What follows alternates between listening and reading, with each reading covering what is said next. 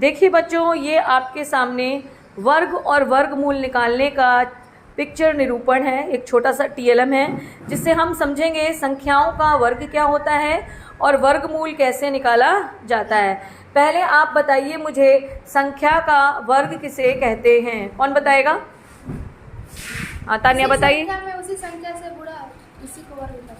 जब किसी संख्या का उसी संख्या से गुणा होता है और जो गुणनफल हमें प्राप्त होता है उसे हम क्या बोलते हैं? वर्ग कहते हैं, संख्या का वर्ग कहते हैं। अच्छा, वर्ग आकृति भी पढ़ी है आपने? हाँ, क्या होती है वर्ग? क्या होता है, कोई बताए? वर्ग क्या होता है? जिसकी चारों भुजाएं बराबर होती हैं उसे वर्ग कहते हैं। यानी जिसकी लंबाई चौड़ाई सब बराबर होती है उसे हम क्या बोलते हैं? वर्ग कहते हैं। देखिए, ये आपके सामने 1 सेंटीमीटर का जो है वर्ग बना है। इसकी लंबाई भी 1 है, चौड़ाई भी 1 है, यानी इसका क्षेत्रफल कितना है? 1 सेंटीमीटर स्क्वायर। जब हम 1 में 1 का गुणा करते हैं तो हमें क्या मिलता है? उत्तर 1। और जब हम उसका वर्गमूल निकालते हैं तो भी हमें क्या मिलता है? 1। इसी तरह देखिए, जब हम 2 का वर्ग करते हैं तो हमें क्या मिलता है? 4। देखिए कितने खाने बने हैं 2 के वर्ग में?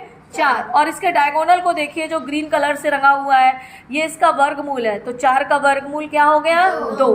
किसी भी संख्या का वर्गमूल वह संख्या होती है जिसे हम आपस में गुणा करने पर हमें मूल संख्या प्राप्त हो जाए। इसी तरह 3 का देखिए, हमने अगर वर्ग किया है तो कितनी संख्या हमको मिली है? कितने वर्ग मिले हैं? 3 का 9।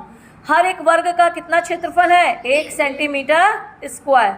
और अगर हम इसका वर्गमूल देखें तो कितना होगा? 3 का वर्गमूल, 9 का वर्गमूल 3। इसी तरह 4 का क्या होगा? वर्ग 16 और वर्गमूल क्या हो जाएगा? 4। 5 का 25 और वर्गमूल 5। 6 का 36 वर्गमूल 6। 7 का 49 वर्गमूल 7। 8 का 64 वर्गमूल 8। 9 का 81 वर्गमूल 9। 10 का 100 वर्गमूल 10।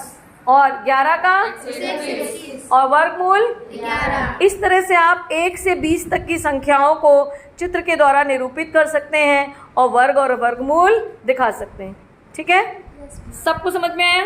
Yes ma'am. Okay then, thank you.